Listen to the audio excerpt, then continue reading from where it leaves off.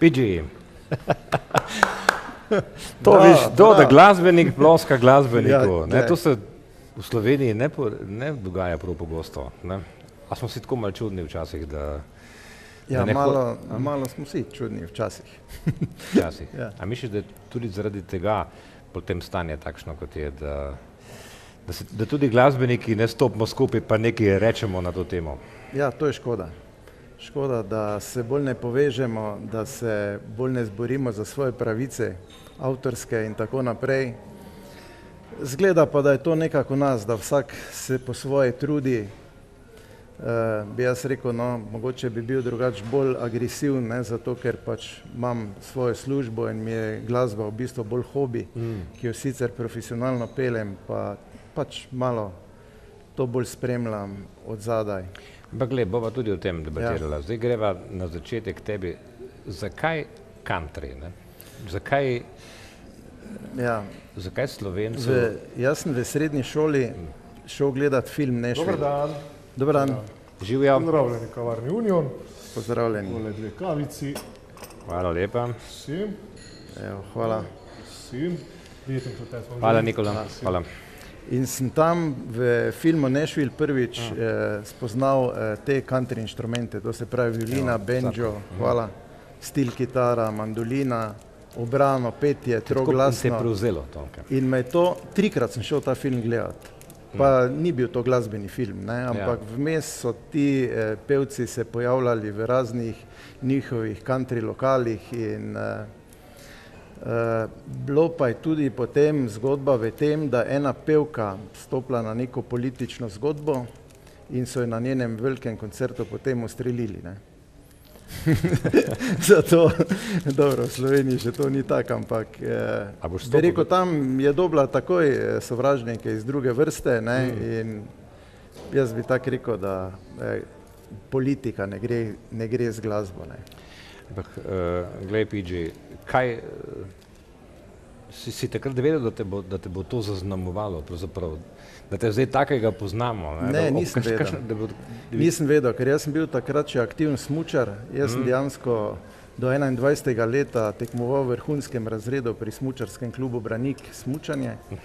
Imel sem pa enega prijatelja, Mitjo Novaka, ki je tudi smučal in on je pa tudi gledal film Deliverance oziroma Odrešitev, kjer je videl ta banjo in je on nehal smučati, začel se učiti banjo, ker pri nas nimamo teh šol za te specifične country inštrumente in je začel vaditi ta banjo in potem smo leta 1979 naredili prvo country skupino v Mariboru, The Drava Country dečki.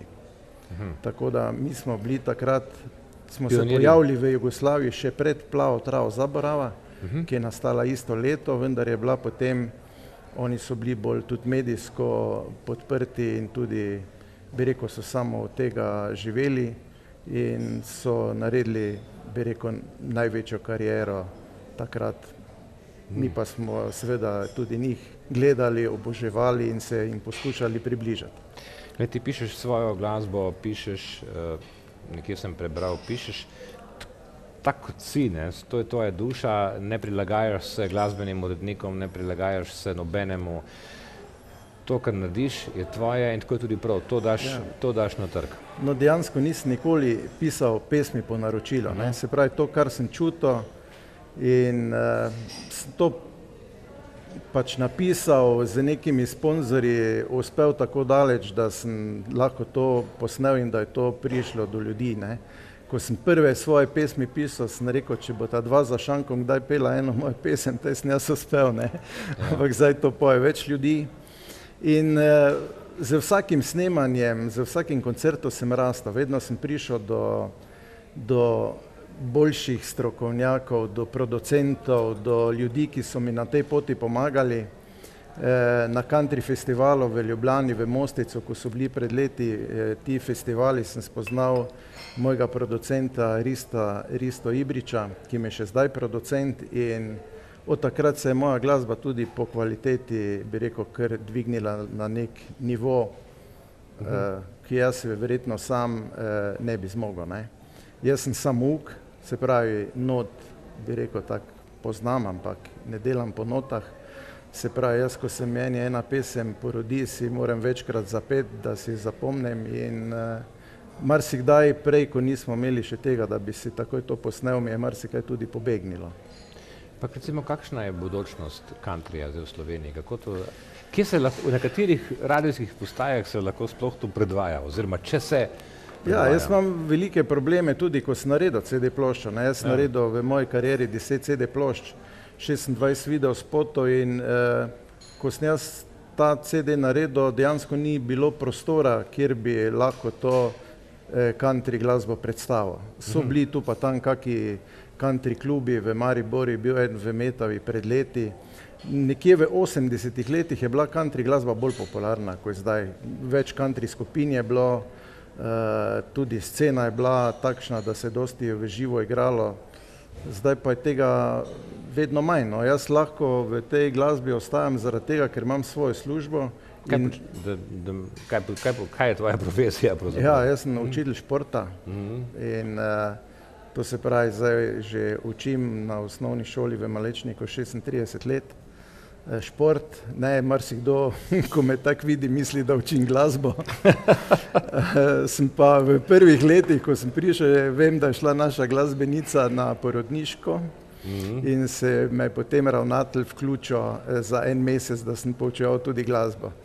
In takrat je to izgledalo tako, jaz sem prišel v razred s kitaro, napisal sem besedilo in smo se naučili res 10 takih slovenskih pesmi, narodne, slovenskega naroda, Sin, Sija pot, in pokazalo se je to potem za dobro, ker sem šel s temi učenci na končni izlet in bi rekel na vlaku, kamorkoli smo bili, smo vsi znali vsaj nekaj pesmi slovenskih zapeti. No, imam občutek, da je v tebi Slovenija oziroma slovenstvo, da nosiš nekako to v srcu. Ja, jaz tudi takrat, ko smo začeli, so prijatelji hoteli, da bi igrali bolj v angleščini. Jaz pa, ker je to že vse pokrila Plava trava, Zaborava z angleškimi teksti in sem videl, sem imel v sebi, da bi bilo pa fajn, če bi mi to delali v slovenščini, tudi svoje pesmi, bi rekel, nem prevajal v angleščino in tako sem bolj od začetka ostal bolj sam na tem področju, zato smo se takrat tudi potem malo razšli. No, za Drava country dečke je bila še bolj znana skupina Pohorje Express, ki sem bil tudi boter te skupine, ki pa je bila do zdaj najbolj znana v Sloveniji kot country skupina in leta 1989 sem šel na samostojno pot, kjer sem potem lahko te svoje pesmi nekako bolj predstavil ljudem, ko bi jih drugače. Prej si rekel, da če bi samo od glasbe živel, ne bi šlo, računica se ne bi išla. Ne bi šlo v tej zvrsti, countryja, ne. Kaj pa misliš, kaj pa druge zvrsti, recimo? Ja, mogo bi se malo prilagajati, tako se drugi. Po bi moglo biti malo narodno zabavne, malo popa, malo regija, malo rock'n'rolla, ne. Zdaj pa lahko pri meni samo country, ne. Kaj misliš, da recimo en klasičen slovenski pop pevc, recimo, ki izvaja slovensko pop glasbo, ne, da lahko preživi v tem času? Da je moment, ali se je slovenska glasba nekako je potisnjena v... Ja, no, zdaj zadnja leta... Kaj se je zgodilo, no, pravzaprav? Zadnja leta se mi zdi, da je bolj slabo. Problem je to, da pač Slovenci svojih stvari ne znamo ceniti. Vsak, ko drugi pride, je boljši, je več vreden, ga tudi normalno plačajo, medtem ko pri nas se pa vedno začne, vsaj jaz, če jaz nimam menedžerja, pa se menim za svoje špile, mi reče, kaj pa če bi prišel sam, kaj če bi prišla dva. In redko kdaj mi uspe nastopati kot band, ne, se pravi, če country band pravi, je to 9 ljudi, seveda potem jih je treba pač primerno plačati in zato je pač tudi cena malo višja, ne? Ampak potem to zveni tako, bi si jaz želel nastopati, pa ne morem. A misliš, da je krivo to, ker smo na začetku se pogovarjali, da tudi glasbeniki ne znamo, nimamo nekega resnega pravega sindikata, ki bi, ne vem, stal z vsem tem in bi uravnaval? Ja, ne, da nimam samo sindikata, mi nimamo niti pravih menedžerjev, niti nič, ne. Mi smo sami sebi prepuščeni svojim zgodbam in sami iščemo potem te špile in takoj, ko se ti pride sam meni za špil, si že v podrejenem položaju, ker naši menedžeri so bili tak, ne, tisti je pač poznal, kjer se špili, kjer so bili, bi rekel, punkti za špile ali pa za plese, so pač rekli 20% od tega in to je bil za menedžer, ne. Menedžer v drugih državah vložijo in v projekte in v CD-je in tu si pa v bistvu vse sam narediš, pa se pojavi en producent pa hoče imeti 20% za to, da ti zrihta špil, ker onega gostilničarja pozna.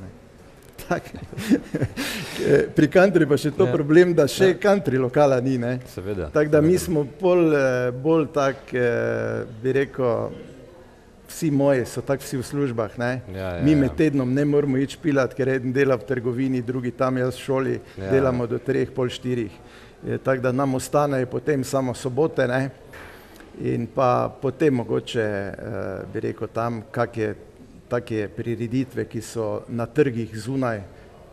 Je pa res, da kamorkoli pridemo in kdajkoli pridemo, country imajo ljudje radi, nekje je poslušanost od najmlajših do najstarejših, nikoli nismo tečni z country glasbo. Na njo se lahko počne vse.